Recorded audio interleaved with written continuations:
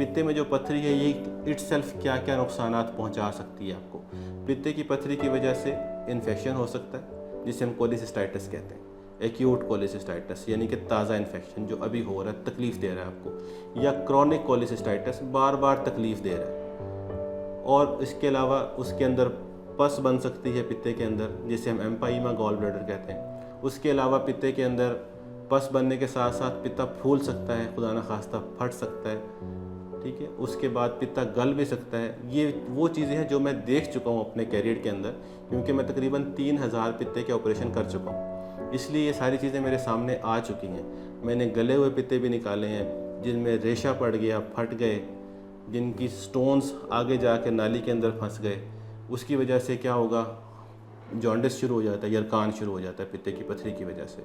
और उसके अलावा पित्ते की पथरी की वजह से लुबलुबे की सोजिश, जो कि जानलेवा बीमारी है हम समझते हैं, क्योंकि अगर ये पेशेंट्स आते हैं हमारे पास तो हम अलर्ट हो जाते हैं। इस पेशेंट को हम फ़ौरन एडमिट करते हैं, आईसीयू में रखते हैं और इसकी बहुत ज़्यादा ख्याल रखते हैं। उसके बावजूद, बेस्ट ट्रीटमेंट के बावजूद भी बाज़ औक़ात पेशेंट को हम लूज़ कर देते हैं। तो ये सारी पित्ते की पथरी की कॉम्प्लिकेशंस हैं, और 1% चांस है कि पित्ते की पथरी की वजह से कैंसर बन जाए।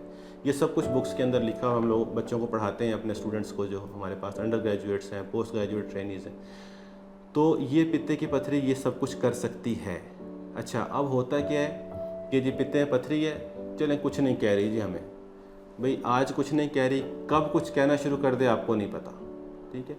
तो प्लीज़ फॉर गॉड सेक उसका वेट ना करें कि ये कभी तकलीफ़ देगी तो फिर देखेंगे इसको।